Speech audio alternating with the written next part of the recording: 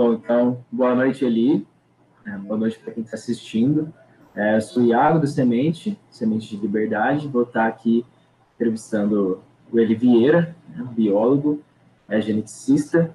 E, bom, fala um pouquinho sobre você, então, Eli, sobre a sua temática de hoje, que a gente vai ver de novo.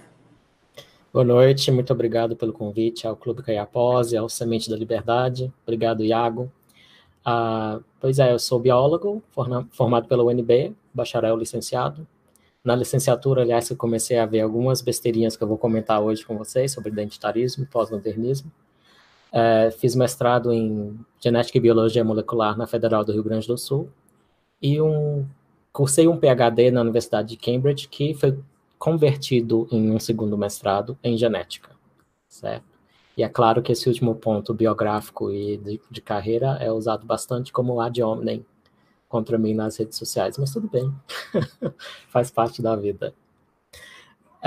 Vamos começar. Eu quero começar com aquele vídeo que eu já estou compartilhando com vocês. É um vídeo que eu mesmo legendei, que eu achei tão alarmante, que achei digno de ser legendado.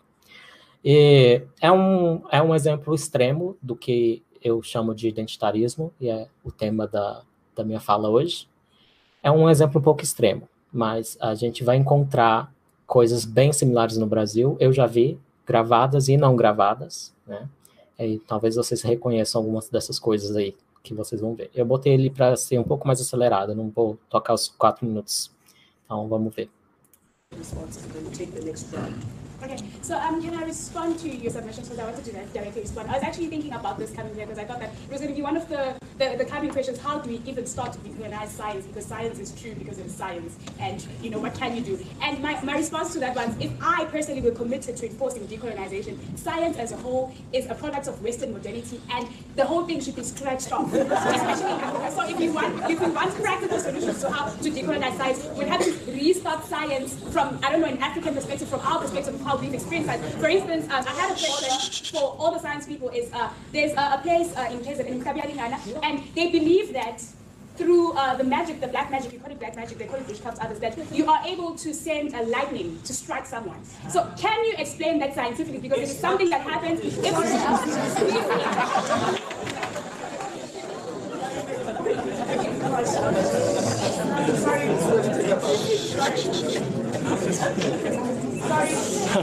Sorry. I need to address you directly.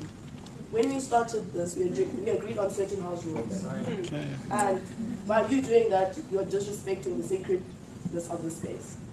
And so I'd like to ask you to first please apologize to the panel directly. And then, number 2, understand the rules that we went by in the space. Acho que já é suficiente. Então, isso aconteceu na Universidade da Cidade do Cabo, em 2016, e esses alunos, você vê, tem um papo bastante, assim, relativista. A ciência é só uma invenção, é uma ferramenta de opressão.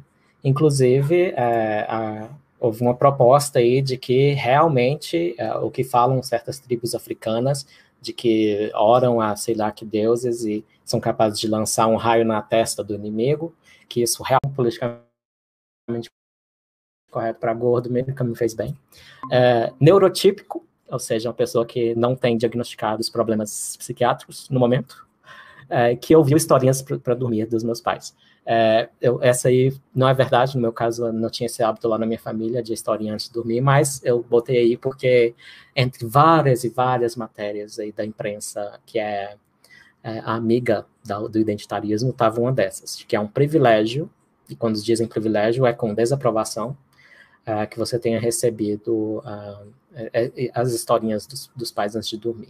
Então, as pessoas que os pais faziam isso têm privilégios que faltam às outras, com pais mais desatentos, mais ocupados, talvez. Então, só para ilustrar também como qualquer coisa pode ser vista por essa lente identitária, né? Inclusive, uma coisa banal, como ouvir historinhas quando criança. Então, vamos tentar definir o que seria isso. Eu vejo 3 eixos, e, na verdade, o do meio é uma ponte entre os dois. O identitarismo ele é pós-modernismo aplicado. Então, pós-modernismo é um movimento acadêmico da esquerda acadêmica, dos progressistas acadêmicos, começou nos anos 60. E eles propõem relativismo epistêmico, relativismo quanto ao conhecimento, relativismo quanto à moral, relativismo cultural, por exemplo. E esse eixo de conhecimento, do que eles propostas de conhecimento, do que eles pensam que sabem, ele cai também na moral. Então, o que é um código moral de uma sociedade, ou até o que é ética em geral, as afirmações geralmente são bem radicais, são tudo que é considerado certo ou errado é socialmente construído. Então, essa frase, essa expressão a gente ouve o tempo todo dos identitários. É construção social.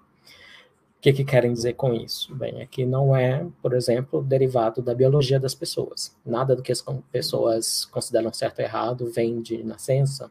As pessoas não são predispostas a pensar assim ou assado. É tudo uma invenção da sociedade ao redor. A cultura é a real criadora. Então, às vezes, parece um criacionismo de cultura. Então, em vez de ser Deus que cria as espécies fixas, é a cultura que cria as pessoas em primeiro lugar. As pessoas são participantes de uma cultura. Não é o identitarismo, apesar de, talvez alguém pode pensar, a identidade pessoal parece uma coisa pessoal, parece uma coisa individual, mas ele é meio anti-individualista. Meio não, bastante anti-individualista.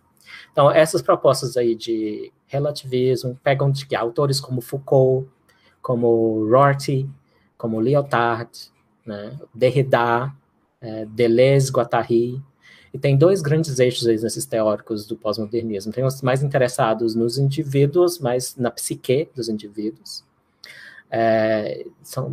Geralmente tem bastante conversa aí com a psicanálise. Então tem o Jacques Lacan, por exemplo, que eu considero um charlatão, mas enfim. E tem o mais influente desse campo dos pós-modernos, dos teóricos pós-modernos dos anos 60, nos movimentos identitários que a gente vê hoje, é o campo mais sociológico.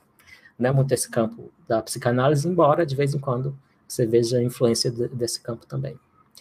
Enfim, então eles pegam essa base, né, e aplicam sobre a moral, por isso que eu botei como ponte. Então, quais são os princípios morais dos identitários? Tem bastante intuição igualitária, né, que todos devem ser iguais, mas é um igualitarismo de resultados, eles querem ver, né, tanto que falam bastante em representatividade, aliás, adoram jargonizar tudo, que é engraçado, porque mesmo gente que não está na universidade, mas segue o identitarismo, ou é influenciada pelo identitarismo, começa a usar jargão que vem diretamente da universidade, né? Então, nesse jargão tem a representatividade, o que é que todo e qualquer grupo que se olhar até o elenco de uma novela tem que refletir a proporção censitária de grupos da sociedade ao redor, da sociedade em geral. O que em si já é uma ideia meio insana, porque que leva a pensar que se não é uma amostra representativa, aquele grupo, então só pode ser explicada a ausência de um grupo ou a sobre-representação de outro, só pode ser explicada por opressão, né? Eu estou meio indo para frente, mas tem a ver com o eixo moral deles, né? Opressão é uma palavra que aparece bastante. Então, intuições igualitárias, opressão, e eu expressei de outra forma que essa preocupação com opressão e opressores, né? Oprimidos e opressores. É um intervencionismo, é uma crença de que deve haver autoridades para intervir, para salvar os injustiçados, que são os oprimidos. Então, a intuição moral. Está sempre errada essa intuição moral? Não, nenhuma dessas intuições morais estão sempre erradas, né? Às vezes é necessário intervir para salvar injustiçados, e injustiçados com menos poder, que eles definem ser oprimido com essa distribuição de poder. É como se aplicassem igualitarismo, o marxismo, né, que quer distribuir riquezas materiais, como se aplicassem isso ao poder. Querem que o poder seja distribuído numa forma marxista, mas não é na raiz totalmente marxista. A retórica parece, mas não é totalmente. Tá, então pegaram esse texto de conhecimento do pós-modernismo, aplicaram a moral. E aí é a moral que faz a ponte com a política, né? O que é o identitarismo na política? É o que o Thomas Sowell, que é o teórico que eu mais gosto nessa área, que chama de visão irrestrita. Então, naquele livro, O Conflito de Visões, o Thomas Sowell diz que há tantas visões quanto pessoas no mundo, talvez mais visões do que pessoas, porque as pessoas mudam de ideia. O que são essas visões? Pensa em visão de mundo. Na verdade, é uma visão de política, o que é melhor para a sociedade, né? E ele acha que as pessoas se organizam em torno dessas visões. Então, em vez de falar em esquerda e direita, que é uma terminologia que a gente herdou da Revolução Francesa, que é meio arbitrária até, ele prefere falar em visões. E ele fala, apesar dele falar que são muito diversas e muito numerosas as visões, existe sim uma forma de ver dois grandes grupos, dois principais grupos. Os da visão irrestrita e os da visão restrita. Ele também apelida os da irrestrita de ungidos, porque eles se veem como os ungidos para melhorar o mundo. E os adeptos da visão restrita de benighted, que dá para traduzir como inculto, tem várias traduções, que é, na verdade, o contrário de enlightened, que é iluminado. Então, ele faz essa brinca com essa dicotomia de iluminado e não iluminado. Enfim, essa visão irrestrita conta o quê? Conta a natureza humana. Então, a principal discordância entre esses dois grandes grupos políticos é quanto ao que são as pessoas, em seu íntimo, e em grupo, né? Então, a visão irrestrita pensa que a natureza humana é irrestrita, ela pode ser modelada, basicamente, à sua imagem e semelhança. Né? Então, o progressismo é totalmente esse tipo de visão. Alguns tipos de libertarianismo são da visão irrestrita. Por quê? Porque eu acho que alguns anarcocapitalistas, por exemplo, têm uma ideia na cabeça e pensam que o mundo pode ser moldado, as pessoas que são parte do mundo podem ser moldadas de forma a aderir a essa ideia de sociedade perfeita que tem na própria cabeça. Então, por isso que eu acho tão interessante essa visão um dos motivos pelos quais eu acho tão interessante essa teoria do Thomas Sowell. Não dá para mapear esquerda e direita exatamente. Mapeia de uma forma mais interessante. Enfim, então o identitarismo ele está dentro da visão irrestrita, está dentro do progressismo, dialoga com o socialismo também. Então, há socialistas bem identitários hoje em dia. Né? Então, você vê hoje em dia líderes aí defendendo Stalin enquanto ficam falando que o Brasil é uma sociedade estruturalmente racista, coisa assim. Né? Dependente das definições da palavra, pode ser verdade que o Brasil é estruturalmente racista, mas eu prefiro não usar vocabulário de ideologias desse tipo, que são muito dogmáticas. Enfim, tá aí. O que é identitarismo? Tentando definir um pouco, tem um eixo de conhecimento, que é um pós-modernismo aplicado, eu vou falar um pouco disso mais adiante, com uma ponte moral, né, de ideias morais, que liga a política. Então, a política, né, então dá para ver como esses três pontos, um influenciando o outro, um causando o outro, um estimulando o outro. Eu acho que é uma simplificação, mas eu acho que é uma forma didática de entender o que é o identitarismo hoje. E vamos falar da origem, do que chegou até aqui, né? Como eu disse, o radicalismo acadêmico lá dos pós-modernos é dos anos 60. Então, lá a gente também vai achar já elementos de identitarismo. Por exemplo, o feminismo radical já tinha bastante influência acadêmica nos anos 60. E os pós-modernos. Só que os pós-modernos originais, eles eram meio assim, nihilistas. Eles achavam que era para desmantelar tudo. Desmantelar o quê? O Derrida fala em desconstruir. Então, quando a gente vê, por exemplo, não foi o Gregório do Vivier, foi o outro colega dele. Vocês vão saber quem. Mas o outro comediante do Porta dos Fundos, que o nome me fugiu agora, apareceu numa foto, né? Sou um racista em desconstrução. Então, duas coisas muito curiosas aí. A pessoa fazer uma autoacusação, lembra um pouco lá os julgamentos de Stalin, né? Que as pessoas faziam autoacusação em público. E a desconstrução, que é um jargão diretamente de um pós-moderno dos anos 60, clássico, chamado Jacques Derrida. Né? Então, tem bastante francês aí nesse meio. O Michel Foucault é outro também, que fundou o pós-modernismo clássico.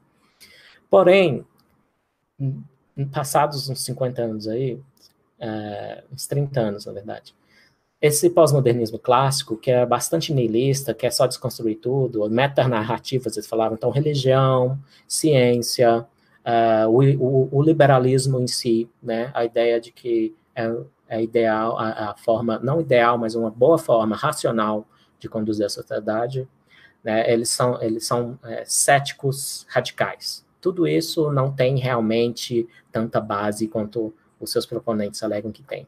Aí eles tentam fugir dessa, né? E a gente não precisa dar base no que a gente está dizendo. Base no sentido de quê? De objetividade, imparcialidade. Eles não acreditam nisso, esses pós-modernos, o Michel Foucault. E o Michel Foucault, ele brinca, né, para continuar aqui nos anos 60, né, os pós-modernos originais, ele brinca de... Né, eu falo brincar porque tem um livro novo agora falando de identitarismo, que chama eles de brincalhões. Brincalhões no sentido intelectual. Eles estão brincando com as palavras, falando como é o poder, como é a sociedade, como é até a opressão, até falando de injustiças, mas no fim é tudo uma brincadeira verbal e eles não aplicam nada, né? Então, agora que está sendo aplicado. Mas para voltar ao Foucault, ele pensa que conhecimento é poder, e poder é conhecimento. Tanto que ele até põe um hífen, poder-conhecimento. Aí tem aquela... É uma estratégia intelectual.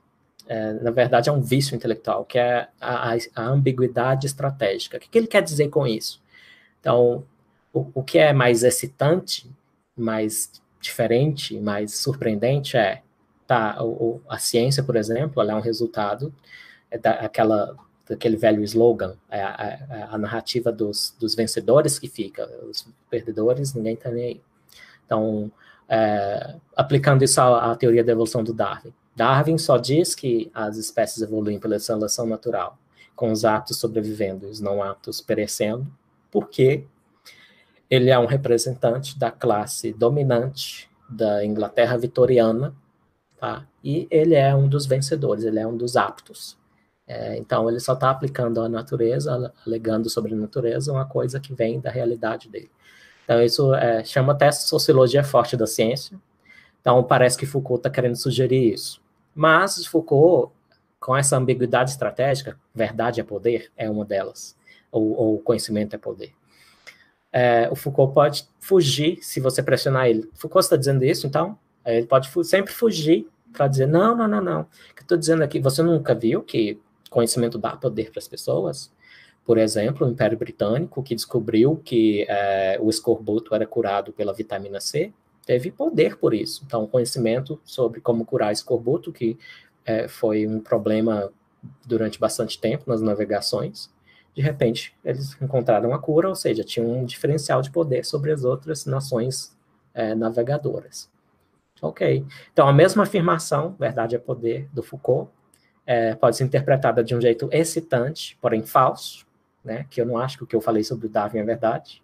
Ele se baseou em evidências empíricas, ele tentava montar fósseis, até errava, ele tentou montar o fóssil do tatu gigante, o Gleptodonte errou, ele achou que a carapaça era da preguiça gigante, mandou para um especialista, o especialista montou. Assim, enfim, existe um mundo objetivo ao qual a gente pode recorrer para falar do que a gente sabe. Pós-modernos rejeitam isso. Não, o que você está alegando aí sobre o mundo empírico e tal, isso é papo furado para manter a sua posição de poder. Então, mas dá para ver que o Foucault podia fugir na ambiguidade. Então, e tem gente que confunde essa ambiguidade, que eu não sei se é proposital, mas é estratégica, com ser interessante, com ser profundo. Eu não acho que isso é profundo. Eu acho que é só um sinal de que você não trabalhou direito nas suas ideias. Quando você vai se expressar e é tão ambíguo assim, tão ambíguo, não dá para entender direito o que você está querendo dizer. Mas neste caso do pós-modernismo, por isso que eu falo que é brincalhão, né? Vamos afirmar uma coisa aqui que parece radical, mas se me pressionar eu vou falar que não é tanto assim, não. O que eu estou querendo dizer é muito mais plausível do que isso. Então, isso é conhecido por um acadêmico, ele que deu o nome, o Nicholas Shackle, ele chama de estratégia de mota e terreno. Ele está fazendo uma metáfora aí com vilas da Idade Média europeias, que tinham um terreno, e a mota era uma colina com uma torre.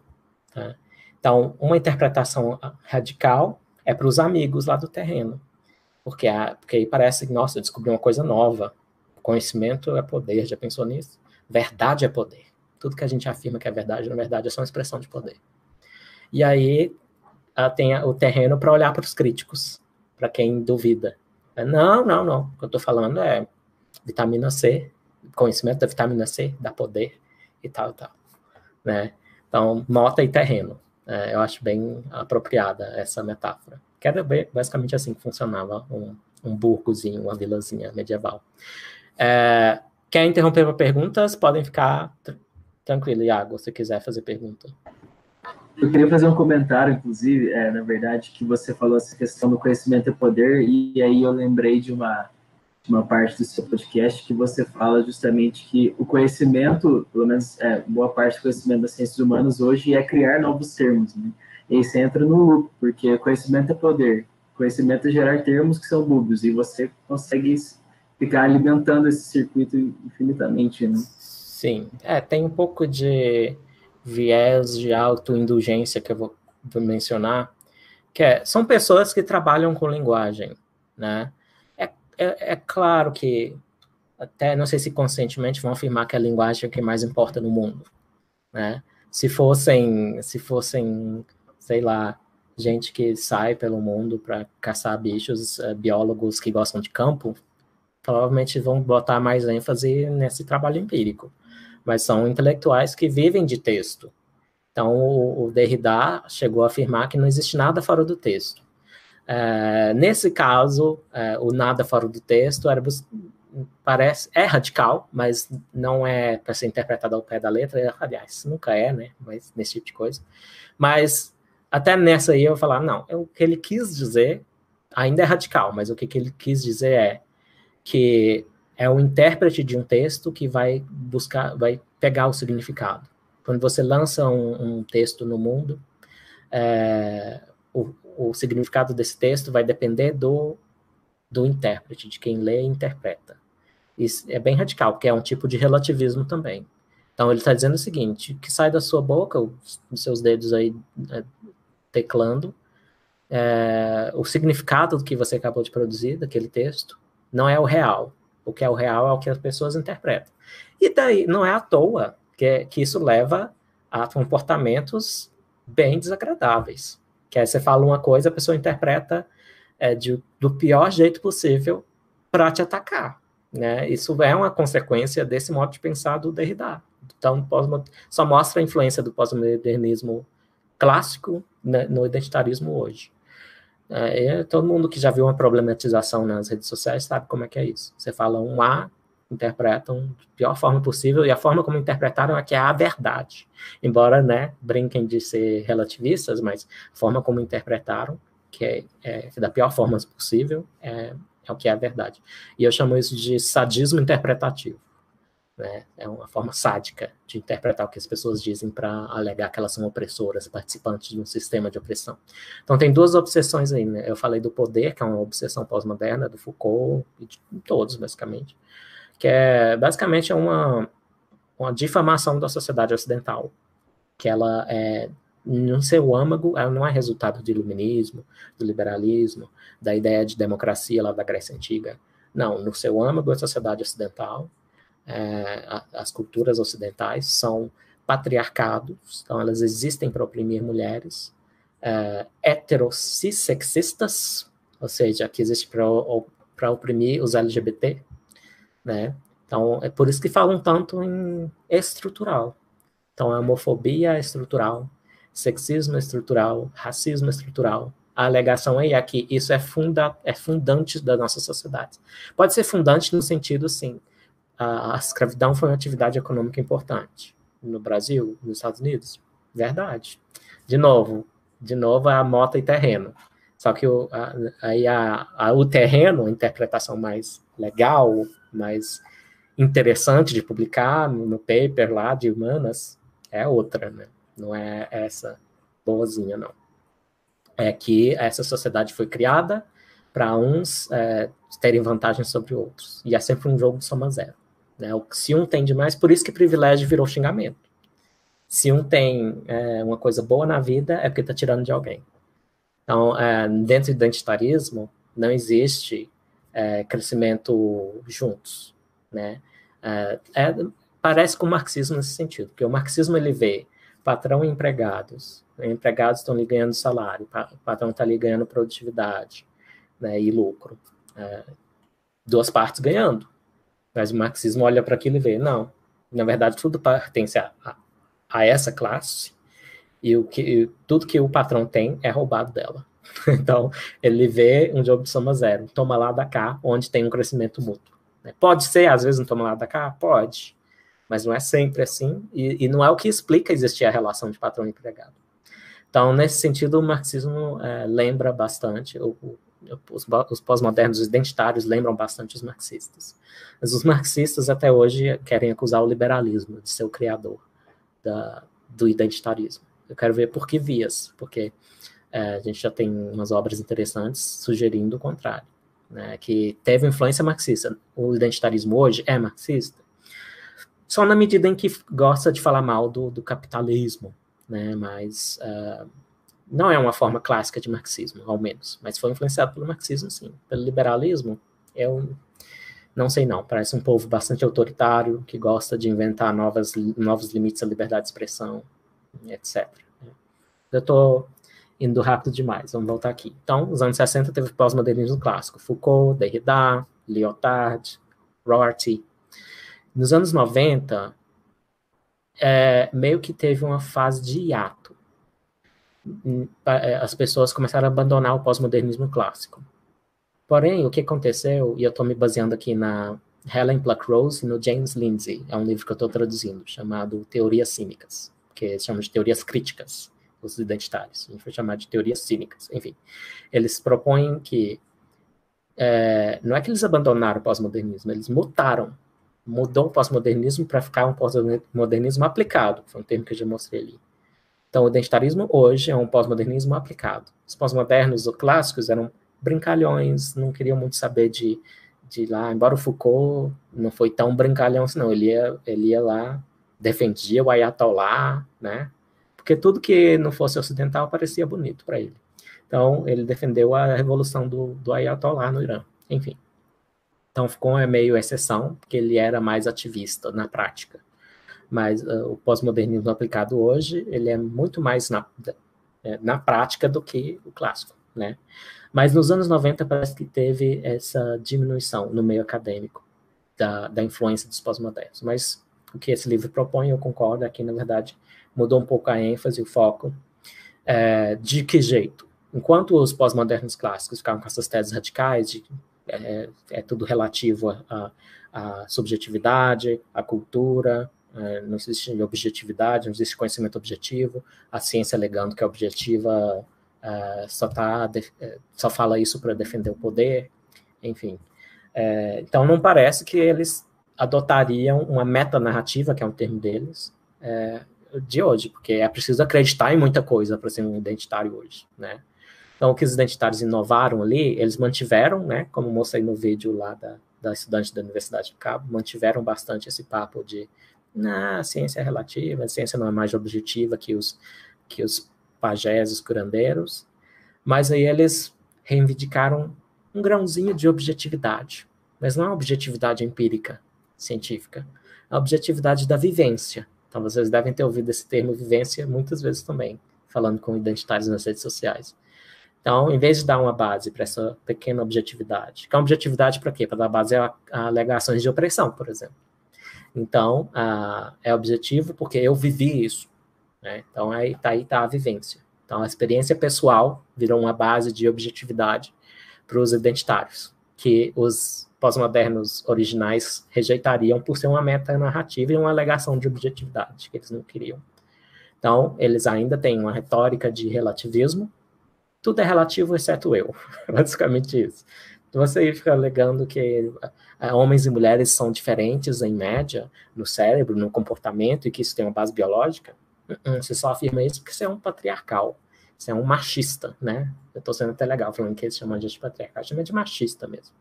Então, se eu falar obviedades biológicas sobre diferença entre sexo, e que prevêem diferenças de comportamento, inclusive, e diferenças de comportamento que se refletem na sociedade, então eu estou aprovando a sociedade como era nos anos 60.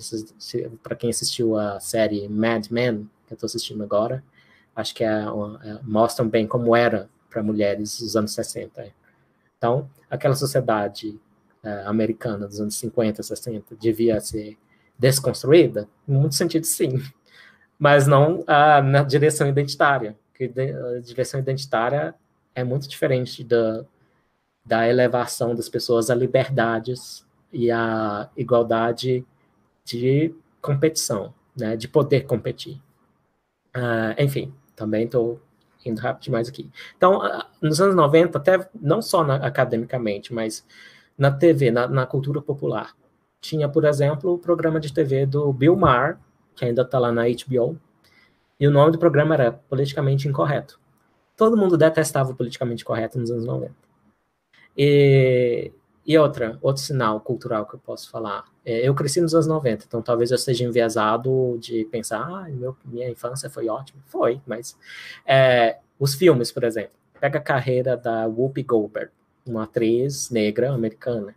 Muitos filmes belíssimos ela fez contra o racismo. E era, se você prestar atenção nessas narrativas dos anos 90, desses filmes, ela era universalista. Ela queria que os negros fossem tratados como os brancos são nos Estados Unidos. Ou seja, só repetindo o discurso Eu Tenho um Sonho, do Martin Luther King. Então, só queriam alçar pessoas, queriam libertar as pessoas de amarras de discriminação que estavam, inclusive, codificadas em lei da segregação racial no sul dos Estados Unidos, herdado da época da escravidão. Então, o movimento de direitos civis queria liberdades para os negros, queria que eles alçassem a condição de cidadãos plenos, né, que poderiam desfrutar das mesmas liberdades que os outros. Então, assim, essa era a mensagem nos anos 90, pelo menos para mim. Eu me considero bem observador, aprendi inglês sozinho, vendo filme, jogando. Eu notei que houve uma diferença. Então, hoje, se você pegar quem que a gente pode comparar com a Whoopi Goldberg, talvez a Beyoncé, que lançou um filme agora, a gente pode falar, pode ver, não, vamos pegar o Black Panther, Pantera Negra. Então, é um filme, é um blockbuster, né? É um filme para atrair o maior público possível, mas a mensagem é bem diferente, né? É mais identitária. Então, é uma sociedade, aliás, ela, para quem entende básico de economia, não faz sentido nenhum, uma sociedade fechada, né? Altamente controladora das suas fronteiras, não parece ter um grande nível de liberdade econômica, no entanto, é riquíssima porque tem o vibranium, o metal milagroso que caiu do céu. Isso parece mais o papo da Venezuela. Temos o petróleo, então somos ricos. Enfim, mas vamos pegar mais a parte identitária. Então, dá para fazer estudo interessante, eu acho. Você pegar a narrativa como um dos filmes que tratavam de raça nos anos 90 e os que tratam de raça hoje. Outro que eu posso citar é o Corra, né? Olha, os brancos, a elite branca quer roubar o meu corpo para enfiar um cérebro de branco dentro dele. Então, é uma mensagem bastante identitária também. Não é uma mensagem de eu quero ser tratado como todo mundo é. É mais focado em nós versus eles, né? É isso. E agora, dos anos 2010 para cá, principalmente, tem um grande catalisador do retorno desse pós-modernismo, agora aplicado, né? Aplicado às identidades. E voltou com a vingança, né? Porque está influenciando tudo, basicamente. Hollywood acabou de aprovar cotas, né? Tem que ter um certo número de tal grupo. Lembra que eu falei do representatividade? Então, a academia responsável pelo Oscar, né? A Academia de Cinema, adotou cotas raciais, né? Principalmente. Acho que também deve ter de sexo. Eu não li as diretrizes, mas basicamente cotas identitárias. Então, o identitarismo está influenciando muita coisa importante, é bem interessante, porque são, às vezes, até empresas grandes que talvez não teriam tanto sucesso sem livre mercado, de repente começam a repetir o papo da extrema esquerda identitária, o extremo progressismo, né? O Google demitiu um engenheiro de software em 2017 por ter escrito um texto falando o que eu falei aqui. Mulheres e homens são diferentes. Isso tem uma base biológica. A principal diferença importante entre os sexos são os gametas, a anisogamia. Homens produzem muitos gametas pequenos, são baratos de produzir, energeticamente falando. Enquanto as fêmeas, as mulheres, produzem óvulos, são bem grandes. Isso leva a alguns comportamentos de cuidado. E, para um biólogo, não é surpresa que, em média, as mulheres preferem profissões de cuidado e profissões de lidar com pessoas. Inclusive, dentro da medicina, se pegar médicos e médicas, elas vão preferir as áreas de cuidado. Eles vão, em média, preferir as áreas mais técnicas, talvez, sei lá, cirurgia, raio-x, lidar com as máquinas, né? Então, para um biólogo isso não é surpresa mesmo. Mas só o James Damore fez um memorando falando disso. Por que ele fez esse memorando? Porque já estava uma pressão, já estava aplicada cota identitária para mulheres dentro do Google. Então, ele foi criticar bem de leve, ele foi muito cuidadoso. Eu traduzi o memorando dele, está lá no shibboleth.org, meu site de traduções, e ele foi demitido por isso, por enfrentar o identitarismo dentro do Google. Enfim, então, só um de vários exemplos dessa que eu falei de ressurgimento vingativo do pós-modernismo. Então, agora ele é bastante dogmático, ele não é só de ceticismo radical e relativismo para tudo. Ele está bastante vingativo e autoritário. Por isso que deve preocupar todos os liberais, todo mundo que está no guarda-chuva do liberalismo. Mais comentários? Antes de eu continuar? Não, eu queria só comentar que uma coisa que eu tinha pensado mesmo era essa questão do determinismo biológico, né? Que no momento de determinar uma identidade, né, determinar uma pauta para o identitarismo, o determinismo biológico é aceito, né? Então, você nasceu com uma orientação sexual, você nasceu com um determinado sexo, e isso ninguém pode mudar, então não tem cura. Mas aí, no momento de engenheirar as pessoas para fazer esse historicismo, e aí esse determinismo biológico, ele para de valer, né? As vontades que essas pessoas nascem não tem tanta relevância mais. Uhum. É homogeneizar tudo de novo. Sim. Bem interessante, e a gente volta para a teoria das visões do Thomas Sowell. Então, o identitarismo está dentro do progressismo, que está dentro da visão irrestrita, que olha a natureza humana como maleável. Então, faz todo sentido como a teoria do Sowell é boa, porque os progressistas no começo do século XX foram eles que criaram a eugenia. O Sidney Webb, por exemplo, era até marxista, socialista britânico, um dos nomes. Os Huxley, por exemplo, também. Tem o Aldous Huxley, que escreveu Admirável Mundo Novo. Não lembro se ele, em particular, apoiou a eugenia, mas o Julian Huxley, que era um cientista importante, apoiou. Então, eram progressistas. Eles se chamavam de progressistas, no começo do século XX. E agora, toda vez que você vê uma acusação de eugenia, geralmente falsa, contra alguém, vem de progressista, vem de identitário. Interessante. Mas por quê, então? Parece uma contradição, mas não é.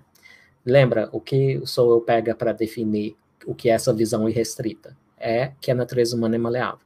Então, a diferença dos eugenistas para os identitários de agora que são adeptos da tábula rasa, ou seja, que a gente não tem nada biológico, né, nos comportamentos sociais, principalmente, é que os eugenistas queriam ir lá direto na natureza humana, mexer nos genes para fazer ela maleável, ou seja, se ela não fosse maleável, eles iam fazer ela maleável, interferindo nos genes. Esse era o sonho dos eugenistas. Então, para tornar as pessoas mais receptivas a ideias como socialismo, né? E hoje em dia, então tem uma negação da natureza humana. Então, para os progressistas de hoje, eles afirmam dogmaticamente que a nossa natureza é mas tão maleável, que ela nem existe, na verdade. O Sartre, Jean-Paul Sartre, que apoiou Stalin, que apoiou Mao, ele afirmava, não existe natureza humana. A Djamila Ribeiro, que é uma dos expoentes do identitarismo de raça no Brasil hoje, está vendendo livretinhos curtinhos, falando o que é racismo, o que é lugar de fala, um dos livros dela. Eu vi um vídeo dela num seminário, lá numa mesa, muitos anos atrás, alguns anos atrás, 2016, 2015, e ela citou Sartre, claro, que não existe natureza humana. Porque Sartre vai dizer que não existe natureza humana. Ela falou, mas Sartre pode dizer o que ele quiser, é verdade ou não é verdade? Então, esse desinteresse em saber se é verdade ou não é verdade é um sinal de pós-modernismo. Então, a Djamila é herdeira do pós-modernismo, com certeza. Mais uma prova de que, da continuidade aí, né? A Djamila também vem da base socialista, de marxistas. Acho que o pai dela é marxista. Mas minha intenção não é focar da Djamila, mas mostrar as influências por trás, né? Então, negam que há uma natureza humana porque a coisa mais maleável que existe é uma que, sei lá, não existe, porque você faz dela o que você quiser. Então, daí essa afirmação. Então, antes, tentativas de interferir diretamente na natureza humana para fazê-la maleável, que esse é o sonho da visão irrestrita. E hoje, negação de que haja qualquer coisa que restrinja os sonhos de engenharia social, por exemplo, dos adeptos dessa visão, progressistas, socialistas, etc. Então, por isso, para mim, só mostra como é boa a ideia do Sowell, que dá para ver o fio, a continuidade aí numa aparente contradição. É isso. E vamos falar de outras origens, né? Eu não acho, na verdade, contei toda uma historinha acadêmica de herança, né, de leitura de artigos, de jargão que é herdado, claramente acontece, mas eu acho que não explica tudo, não. Existem coisas que as pessoas veem, que elas já têm, que ressoam com o identitarismo, e elas adotam por isso. Por isso, é aquela velha coisa, porque como entender uma pessoa que é relativista? Geralmente ela está tentando propor uma coisa que foi mostrada falsa. Então, é como se fosse uma criança birrenta que, ao começar a perder o jogo, quer jogar as regras fora.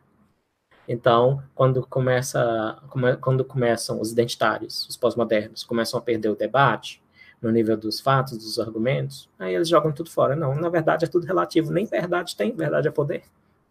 Então eu continuo certo, né? A esperança é essa. Mas então, por isso que ressurge várias vezes, na minha opinião, o relativismo. Ele ressoa com formas erradas de pensar, que não se querem ver erradas. E o que atrai as pessoas para o identitarismo que não é esse aprendizado acadêmico? O viés do meu lado. Eu botei uma série de viéses aí conhecidos, né?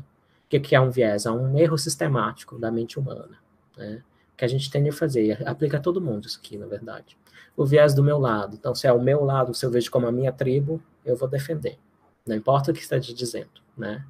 Então, isso explica, tem a ver com a universidade também, né? Que aí entra num curso que é supostamente para estudar a sociedade, só tem pós-modernismo lá, só tem identitarismo. Isso vira o meu lado. Então, eu tenho que defender o meu lado. Isso é um instinto humano também, né? Nós, como espécie, nós somos primatas, nós evoluímos em grupo. Então, não defender o próprio grupo é um problema, né? Evolutivamente falando. Viés da confirmação. Então, é aquela velha história, de todo canto que olham tem racismo, os ativistas identitários da raça. Todo canto que olham tem homofobia, os identitários LGBT. Né? Então, quando você aprende o jargãozinho, eu acho que eu sou fluente nele, qualquer coisa, você me falar uma música, um filme, qualquer coisa, literalmente qualquer coisa, eu vou arrumar um jeito de problematizar de acordo com essa visão de que a sociedade em que a gente vive é uma distopia opressora contra esses grupos. Eu até fiz uma série de tweets especificamente para fazer isso. Acho que eu não usei uma hashtag, depois vocês procuram. Viés de autoindulgência que eu já citei, é o self-serving bias. Então, se eu vou ganhar alguma coisa com isso, eu vou defender isso, né? Isso é para qualquer grupo, todo e qualquer grupo. Então, se eu sou negro e tem cotas para negros, interessante, né? Se eu sou gay e tem cotas para gays, interessante. Se eu sou gay, se eu sou hétero e tem cotas para gays, que absurdo. Né? Então, também tem a ver com o viés do meu lado, né? Na verdade, não são tão mutuamente exclusivos esses vieses. Então, a autoindulgência, né? Self-serving é fazer um serviço a si próprio, né? Efeito halo. Então, efeito halo é um viés que a gente tem quando a gente olha pessoas com marcas de respeitabilidade, digamos assim. Exemplo clássico, a polícia vê um homem de terno e pensa, bem, provavelmente não é o criminoso, então deixa ele passar, né? Então, o efeito halo. Não é que é errado, né? Os estereótipos que a gente forma na cabeça são estatísticas intuitivas, que são a resposta ao que a gente observa no mundo. Geralmente, eles têm uma precisão até maior do que muitos modelos da sociologia, né? O que é um dos meus fatos favoritos, porque contraria muito a narrativa identitária, né? Que os estereótipos sejam verdade. Então, qual é o problema de falar que gays são promíscuos? Não é que é falso, que homens gays, né, especificamente, fazem mais sexo do que os outros. Se você vê a média de quantos parceiros sexuais um homem gay tem na vida e um homem hétero tem, coitadinho do homem hétero, uma humilhação. O problema aí é o preconceito de falar, tá, se a pessoa faz mais sexo, isso é errado, e aí você faz um juízo de valor em cima disso. Mas, então, o seu juízo de valor pode ser errado, né? Pode ser um preconceito, pode ser realmente homofobia, né? Mas afirmar, como o Leandro Narlock afirmou na CNN e foi demitido por isso e por outras coisas, afirmar que homens gays fazem mais sexo não é que os outros, não é mentira. O estereótipo é preciso. Né? Mas, enfim, o efeito halo tem a ver com o estereótipo também. Às vezes o estereótipo, pessoas velhas, por exemplo, elas tem um estereótipo sobre elas serem mais preconceituosas, é porque talvez começou ali um processo de demência, de declínio cognitivo, e a capacidade de formar essa estatística intuitiva não acompanhou a mudança social ao redor, né? Então, por isso que as pessoas mais idosas às vezes têm essa fama, e às vezes é verdade mesmo. O efeito framing é tipo um efeito de como as coisas são mostradas. Você pode, com a mesma informação, levar a respostas totalmente diferentes. E esse efeito framing, eu coloquei Pardo de Schrödinger, é aquela história, querem provar que no Brasil é uma sociedade estruturalmente racista. A minha primeira objeção a isso o que você quer dizer com estruturalmente racista? Foi aquele papo lá de pós-modernos? Eu não estou gostando desse papo, não, muito anticientífico para o meu gosto. Mas, enfim, aí tentam pegar estatísticas de mortos, quantos mortos são negros. E aí definem negros como pretos mais pardos, né, abusando da estatística um pouquinho aí, até para transformar o Brasil num país com maioria de negros, né, transformam pretos e pardos, somam e chamam isso de negro. Enquanto no senso comum do brasileiro, preto e negro é sinônimo. Né? Inclusive, onde eu cresci no interior de Minas, preto era pejorativo, não podia falar preto. Né? E, né, herdando essa base dos direitos civis, né, do liberalismo aplicado a relações sociais, me ensinaram que era errado. Né? Então, não é verdade que a minha sociedade, de onde eu vim, existe para oprimir os negros. Enfim. Então, esse efeito de framing é um viés também que ajuda bastante o identitarismo, porque tudo para onde eles olham tem a confirmação aqui também, né? Então, às vezes, a informação é até verdade, realmente. Grande parte dos mortos em conflitos, né, das favelas são negros, realmente, é verdade. Mas a forma como está sendo mostrado isso, por exemplo, ocultam a raça de quem matou, né? E por que eu estou falando isso? Não é para falar que a raça de quem matou causou o assassinato, mas é uma coisa que põe uma pedrinha no sapato da narrativa de estrutura, de racismo estrutural, né? Então é isso, o framing effect, é o formato com que as coisas são mostradas. Então, às vezes é verdade, mas foi escolhido a dedo ser falado assim. Por exemplo, vamos pegar um exemplo fora do identitarismo. Uma universidade particular fala 70% de aprovação no Enem. Ok. 30% de desaprovação não é muito? Talvez seja, não sei. Então, é o jeito, eles escolheram o jeito que é conveniente para a propaganda, 70% de aprovação, né? Então, a mesma informação, 30%, 70%, mas o modo como a gente escolhe tem um viés. E é para incitar um viés também do intérprete, quem vê a informação. Viés de disponibilidade, isso também é conhecido como viés de sobrevivência. Um exemplo clássico é os aviões que voltavam na guerra, Segunda Guerra, se não me engano. Eles viam onde tinha buraco e reforçavam lá, mas eles estavam cometendo um erro. Na verdade, eles deviam reforçar mais onde não tinha buraco nenhum. Por quê? Furou a bala ali, naqueles pontos, os pontos que foram furados a bala no avião, não afetaram o avião tanto, até porque eles estão com o avião ali para contar os buracos. Na verdade, eles têm que reforçar onde não tem buraco, porque onde foi furado, naqueles aviões em que foi furado ali, eles explodiram, eles caíram. Então os sobreviventes, os aviões sobreviventes, são os que tinham os buracos no lugar que não era para reforçar, na verdade. Então, viés da disponibilidade. E disponibilidade pela informação também. A pessoa pega só a experiência pessoal, por exemplo. Na verdade, é um apelo à disponibilidade de informação. Tá? Na minha vida, eu fui muito oprimido por ser gay, por ser lésbica, etc. Tá, a sua vida é uma amostra representativa, realmente? Você já perguntou muitas coisas. Será que você não teve simplesmente azar de crescer dentro de casa com uma pessoa homofóbica? Porque, às vezes, é um viés de disponibilidade de informação. A informação que você tem não se aplica à maioria dos gays, né? Viés da retrospectiva é aquela história de que, eu sempre fiz assim no passado, agora vai dar certo, né? Para o identitarismo, acho que é aquela coisa de conseguem o que querem com gritaria, então vai dar certo sempre, né? Então, sei lá, acho que esse viés também participa aí de alguma coisa na atração das pessoas ao identitarismo. Falasse do planejamento. Isso tem muito a ver com a utopia. Eu falei na visão irrestrita, ela é utópica, é bastante utópica, porque querer mudar a natureza humana parece bem utópico.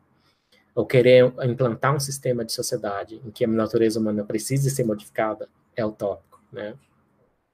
Isso tem muito a ver com a falácia do planejamento, que é aquela assim, eu coloquei bipolar ali embaixo, porque quem já conhece uma pessoa bipolar já deve ter visto isso. Quando tem a fase da hiperatividade, que chama bipolar quem tem hiperatividade e depressão. Na fase da hiperatividade, o bipolar ele é bem, quase literalmente, o contrário de um deprimido. Então, o deprimido, tudo que ele olha é ruim. Quando ele tenta lembrar de coisas, tudo foi ruim, passado, não teve nada bom na vida. E o eufórico, né, ou maníaco, que é outro nome para isso, tudo é bom, tudo vai dar certo. Então, nessa fase, o bipolar abre um negócio novo sem considerar nada. Se vai ter mercado, se vai ter consumidores, não. Vai e aluga uma loja, né?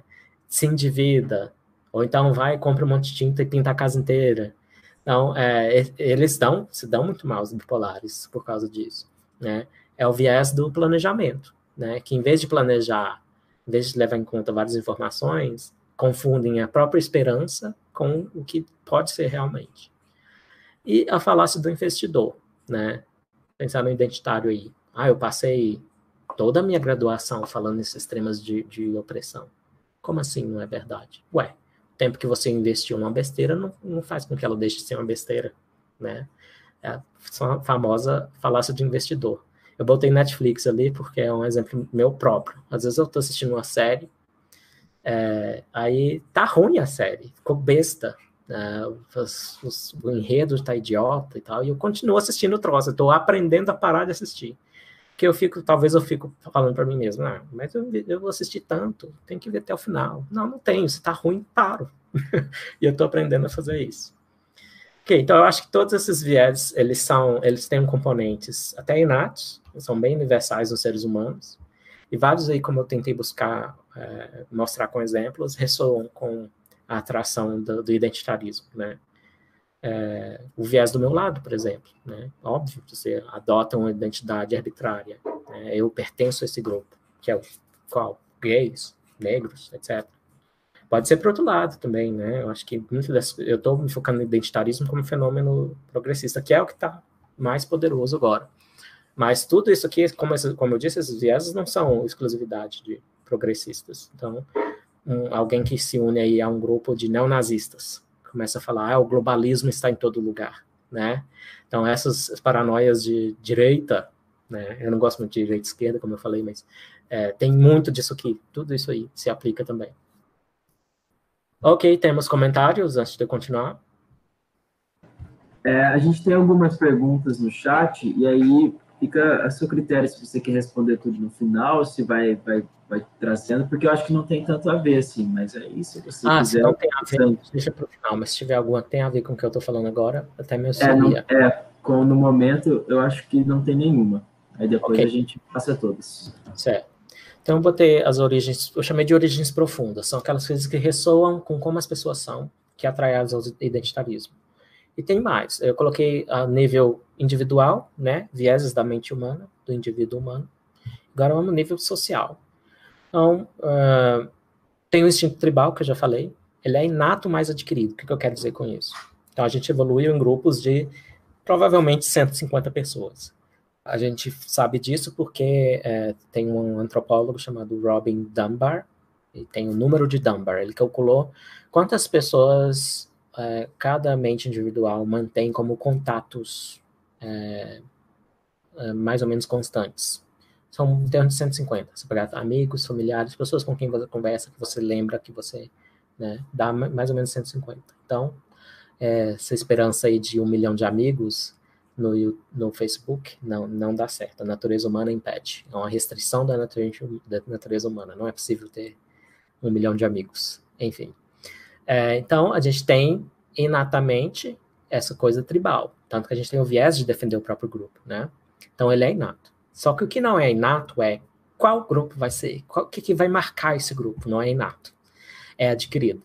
Então, pode ser raça, pode ser a sexualidade, pode ser o sexo, pode ser o time de futebol, né? Pode ser a nação, o nacionalismo. Então, essa parte é adquirida. Então, o que o identitarismo faz? Ele pega esse instinto que a gente tem e aplica nessas tribos aí baseadas em identidade maior parte não escolhida. Então, é raça, sexualidade, sexo, né? E até estão tentando ser gordo, eu não sei, obesidade agora também, né? Então, tá aí uma coisa que o identitarismo aproveita. E eu falei um pouquinho da psicanálise. Psicanálise é pseudociência, e eu estou lembrando disso agora porque a psicanálise tem uma muito popular teoria do auto-engano. Aí tem uma série de formas de defesa do ego, que as pessoas querem defender o ego. Na verdade, isso não explica nada. A melhor explicação que a gente tem para o auto-engano, porque as pessoas mentem para si mesmas, basicamente, está na evolução. É porque elas obtêm alguma vantagem social que aumenta as chances de reprodução e sobrevivência delas. Então, o que é o auto-engano? É a mentira em que o mentiroso acredita. Na verdade, não é uma mentira, é um tipo diferente de falsidade. Certo? O mentiroso, ele não acredita no que ele está dizendo. Ele conscientemente muda a valência do fato para mentira, né? Então, mentir é custoso, mentalmente falando. Então, se cansa.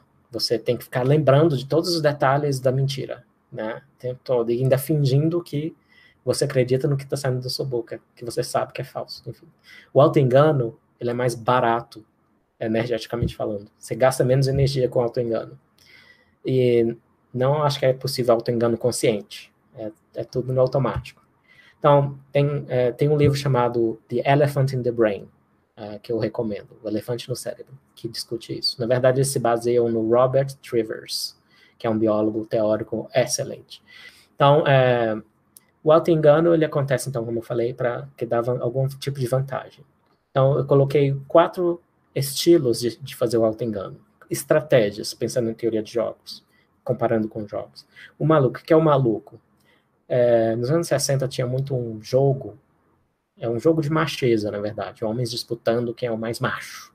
E chamava Chicken, é o jogo do frango. Eles basicamente têm isso em filmes dessa época.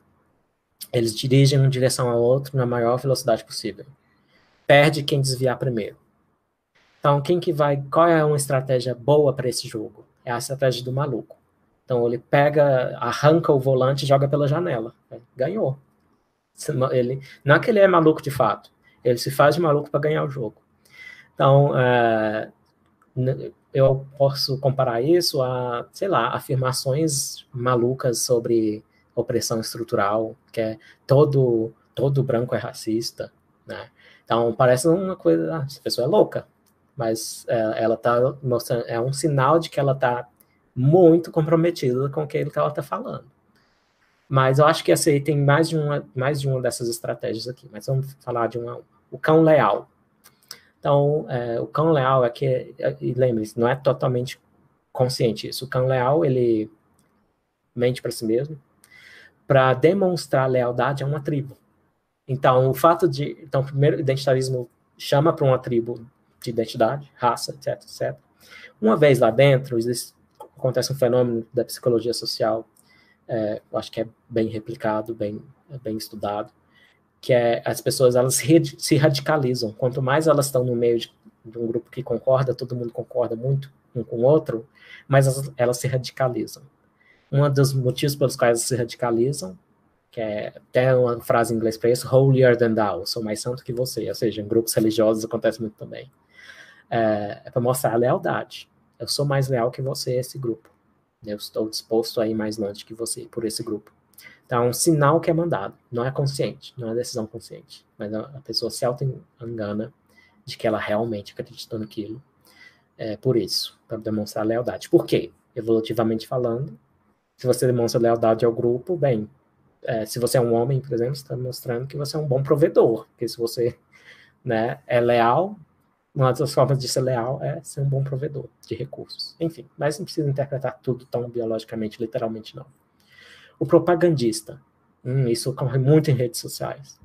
Pessoa que faz auto-engano como propaganda. Então, ela realmente acredita no que ela está falando. Mas o motivo pelo qual ela está falando é para espalhar a ideia, basicamente. Tem muito a ver com a lealdade. É para demonstrar lealdade, é um sinal de lealdade, e também é uma propaganda da ideologia. Um exemplo que eu dou de sinal de lealdade, por exemplo, no Twitter, todo mundo que põe o pronome he, him, ele, dele. Tem até gente fazendo isso em português. Meu Deus. Então, she. Então, são pessoas que não são transexuais, que vão lá falar, olha, se for falar comigo, eu sou ele, tá? Meu pronome. Para uma pessoa que não é da ideologia identitária, olha isso, como assim? Eu tô vendo que você tem barba. Eu tô vendo que você parece um homem. Eu vou te tratar como ele.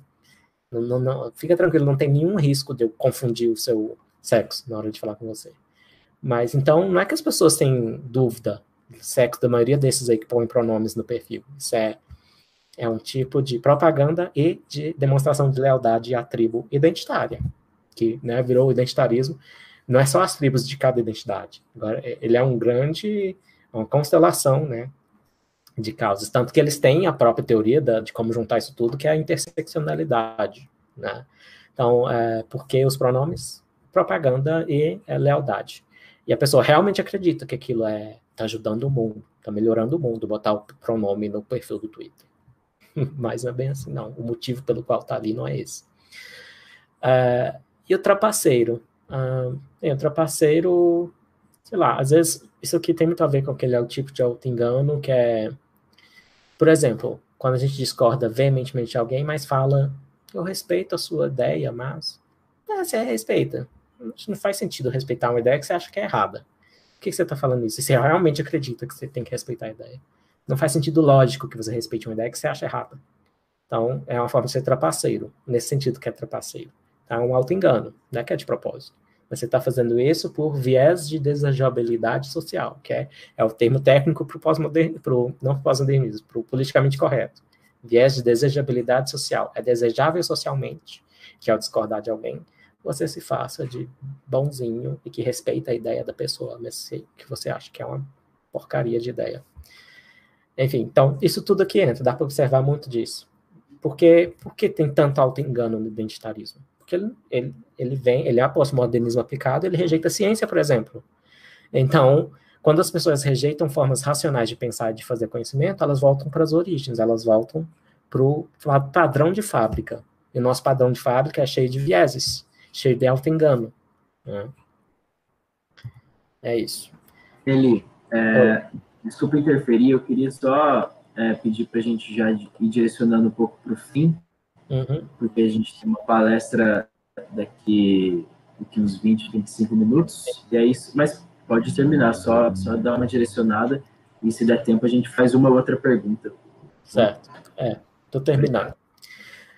E aqui o que eu chamo de ciclo vicioso identitário, em que entram vários desses vieses que eu expliquei. Então, primeiro ele escolhe uma faceta. Como diz o psicólogo Jordan Peterson, a gente tem um monte de facetas da identidade. As que são escolhidas pelo identitarismo é um grupo ridículo nesse universo de identidades que a gente tem, de facetas da identidade. Então, vamos falar, escolher uma faceta identitária para fazer política identitária em cima, que é outro nome para identitarismo. Aí tem que dar justificações para tratamento diferenciado, porque rejeitam o universalismo também na moral. Eles não querem isonomia perante a lei, por exemplo. Eles querem cotas raciais. Eles querem favores para os grupos que ungiram como oprimidos. Né? Isso leva à atração de membros, que as pessoas variam em quantidade de viés. Todo mundo tem. Mas alguns são mais enviesados que os outros. Alguns são mais propagandistas que os outros. Alguns são mais cães leais do que outros, né? Então, atrai justamente esse tipo de pessoa, quando você começa a defender tratamento diferenciado. Aí, esse tratamento diferenciado... Todos são iguais, mas não são mais iguais que os outros, né? Isso. Por isso eu adoro o Orwell, porque ele teve contato direto com os radicais dessa tribo política. Não era identitarismo na época, eram mais marxistas mesmo. Mas ainda é da tribo, né, da visão irrestrita. E ele descreve muito bem como eles se comportam. Então, uns são mais iguais com os outros, é uma frase dele, é perfeita para isso. Aí reforça o estigma, porque aí, numa empresa, por exemplo, o Google, botou cotas para mulheres. Aí os outros funcionários vão pensar, ok, então ela está aqui porque ela é boa programadora, ou ela está aqui porque ela é mulher? Então, poucos vão ter coragem de falar isso. Mas aí, o que isso é? Começa a reforçar um estigma contra o grupo que está sendo favorecido, né? E que aí, quando vem à tona, como com o texto do Damore, né, ele não expressou uma frustração com as favorecidas por cotas. Porém, ele foi científico, em vez de ser pós-moderno. Então, aí, eles veem isso como prova, viés da confirmação, de que é essa a faceta da identidade que tem que ser escolhida para esse tratamento diferencial. Por isso eu botei um ciclo. Então, é um ciclo, é dogmático, né? Pensa no Karl Popper, né, o grande pensador liberal. Ele descreveu sistemas de crença que são desse jeito, circulares, tudo que eles veem se confirma. Freud, quando você criticava a psicanálise por Freud, é porque você tinha problemas de neurose, né? Você era mal resolvido, por isso que você estava criticando a psicanálise. Marxistas, você critica o marxismo porque você é burguês, claro, né? E daí, isso se aplica a qualquer coisa, né? São vieses. Então, quando as instituições que a gente tem para aprender a pensar mais racionalmente, elas são bastante dependentes da cultura. Nosso padrão de fábrica não é muito racional, não. Nós somos seres racionais. Mas a gente precisa prestar muita atenção na hora de ser racional. Ok. Deixa eu ver quanto falta. Okay. Eu vou mais rápido nessa fase. Aí eu coloquei uma expressão que é mais dos conservadores, que é dos bolsonaristas. Tem uma inversão de valores. Eu não acho que é exatamente isso. Eu não acho que as pessoas pegam valores tradicionais, invertem e defendem contrário só para ser o contrário. Mas é interessante que tudo isso que eu mostrei antes para vocês leva a uma aparência disso mesmo. Privilégio agora é uma coisa ruim, né? Se eu ouvir historinhas quando eu estava dormindo, eu tenho que sentir vergonha disso. Parece um pouco culpa católica aí. Antirracismo agora é racista, né? Vocês chamam de antirracismo, mas é sempre tratamento diferenciado, favorecendo os grupos raciais oprimidos e desfavorecendo ativamente o grupo visto como privilegiado. Por enquanto são só os brancos, mas eu acho que nos Estados Unidos logo vão começar a fazer isso com os asiáticos, porque eles são muito bem-sucedidos e sem precisar de cotas e nada disso, enfim. Então, do ponto de vista universalista, iluminista e liberal, isso é racismo, tratar as pessoas mal por causa da raça.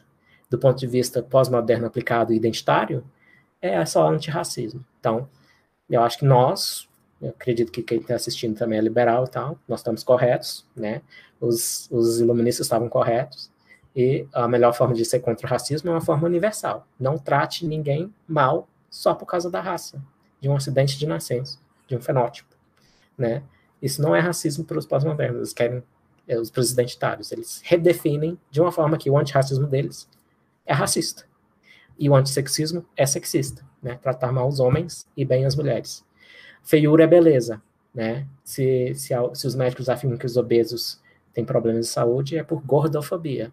É uma estrutura de poder e é a língua que importa, não importam os fatos. De novo, é só a aplicação do mesmo algoritmozinho para os obesos, né? Bem, eles vão pagar um preço alto por isso, eu acho.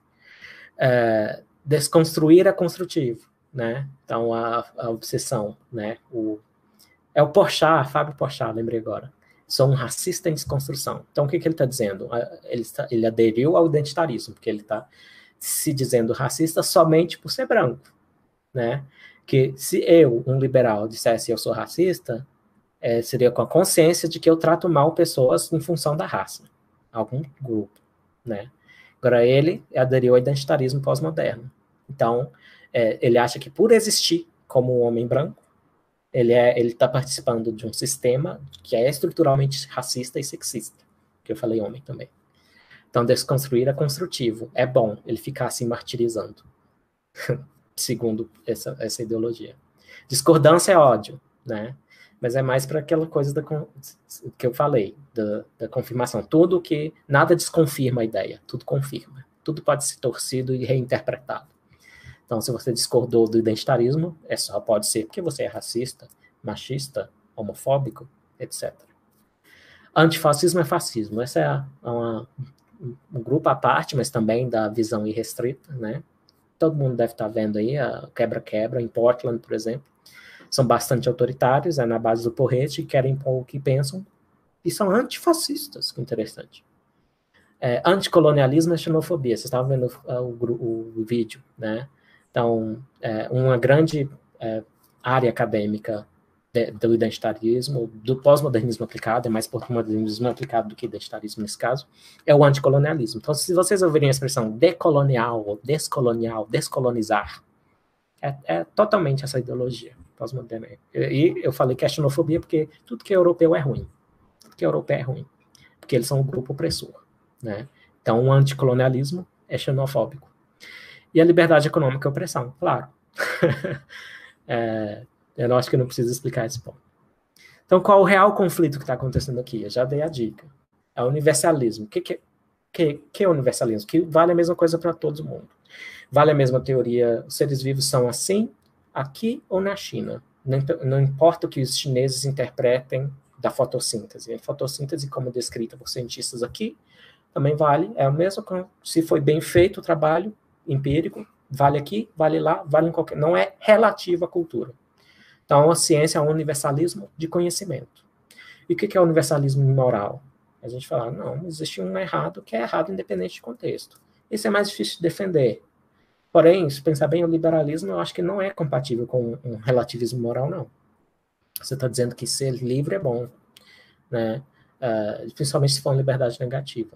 Mas eu vou falar isso. Então, o real conflito aqui é entre relativismo e universalismo. O universalismo que a gente herdou do iluminismo, que tem na ciência, que foi fundado, na verdade, na filosofia grega, né? Aristóteles, Platão, eles todos eram defensores da objetividade, da imparcialidade, construção de conhecimento, né? Erraram bastante.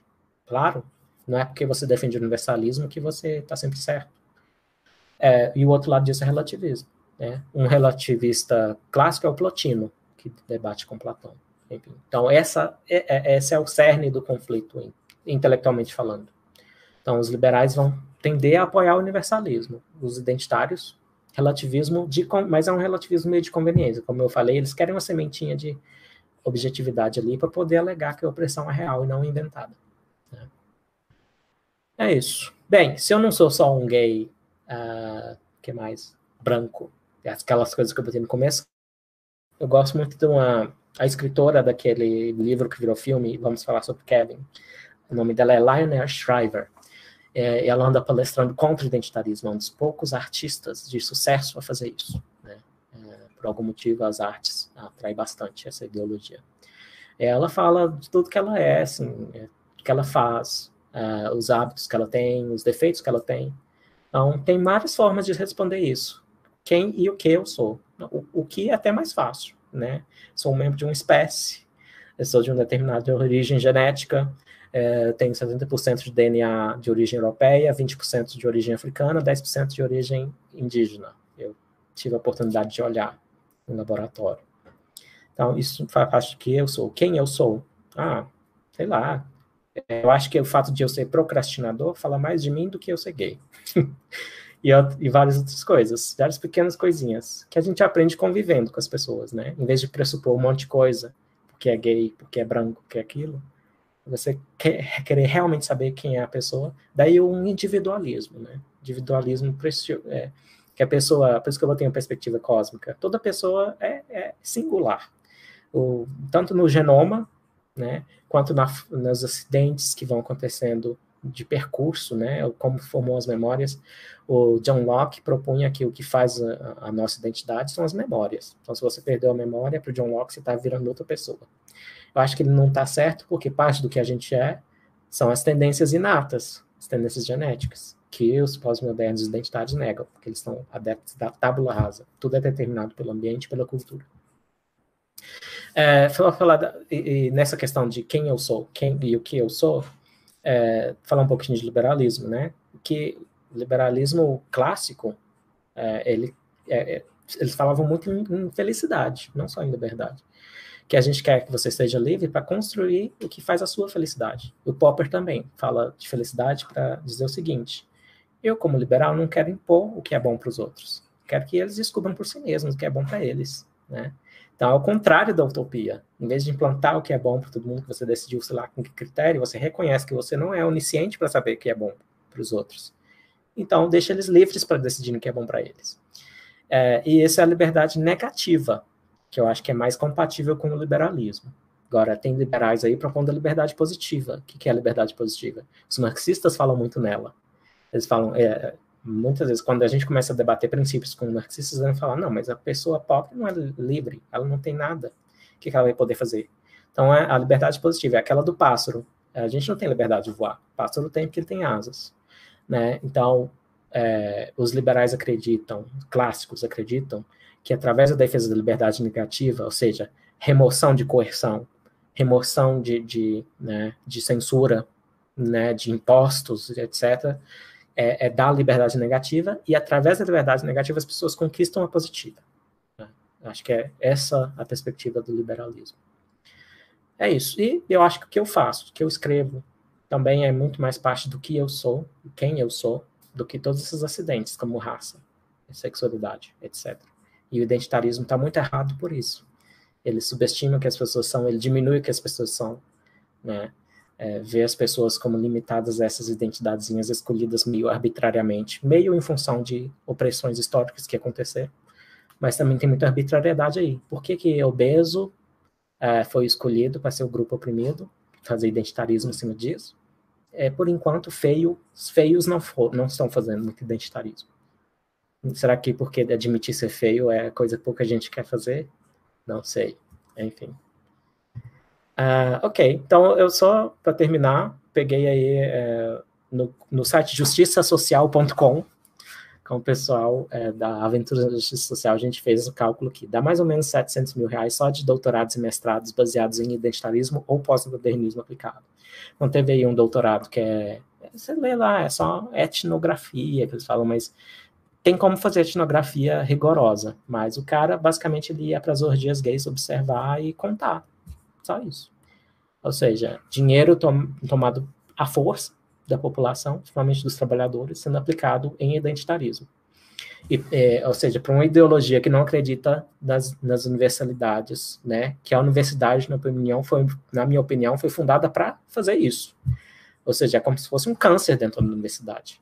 Gastando dinheiro com uma coisa que propõe que não é possível ser científico. É isso. Não é que eles não estão sendo científicos nesses trabalhos aqui, tanto de propósito, para atacar a ciência, que eles não acreditam que é possível, né?